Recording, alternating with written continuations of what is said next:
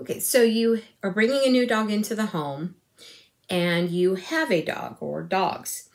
I'm going to refer to them as the resident dog. That way, if I mention it, you'll know I'm talking about the dogs that have been in the home for a longer period of time.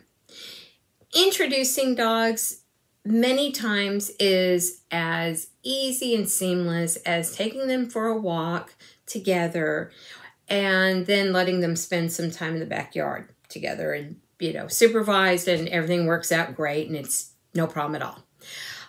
If it doesn't seem like that's going to be the case, I'm going to give you some ideas on how to get the dogs used to each other, sharing a space in the home, and how to ensure that what you are watching them do is healthy and a sign that the dogs are getting along.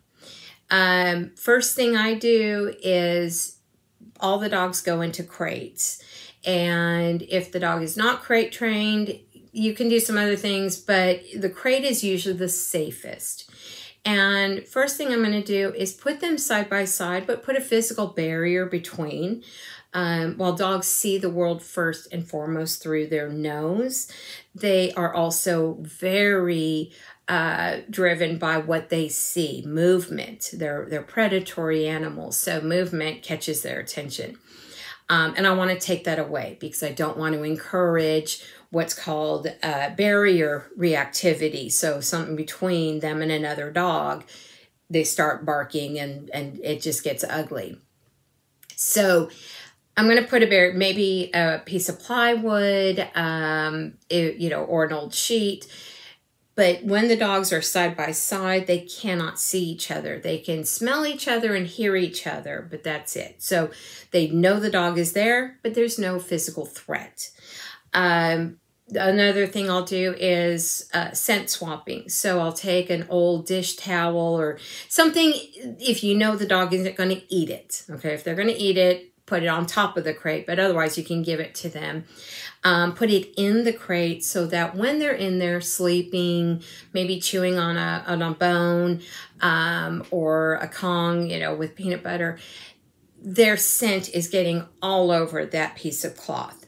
After about 2 days, switch it between the dogs, and that way, when the dogs are in their crate, just relaxing, enjoying a bone or the Kong, the scent of the other dog, the resident dog or the foster dog, is becoming familiar to that dog.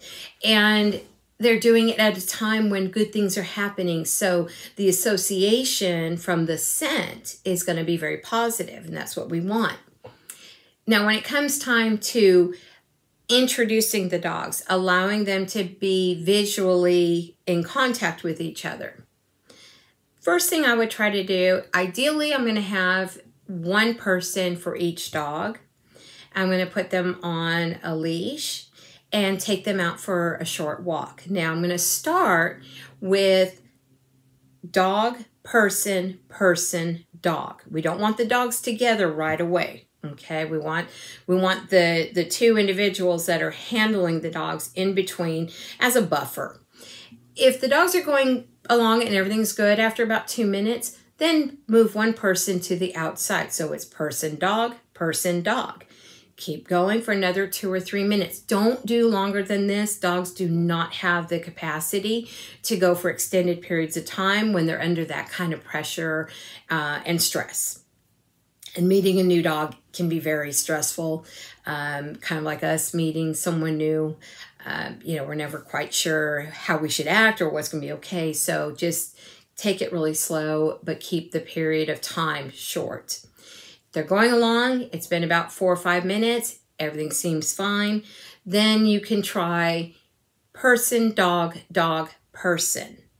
Now, keep hold of the leash. Keep the leash short so that if one dog starts to react, you can quickly move the dogs separately. Now, if they do that, instead of continuing going the same direction, one person should be going in the opposite direction. So that way the dogs are no longer facing each other.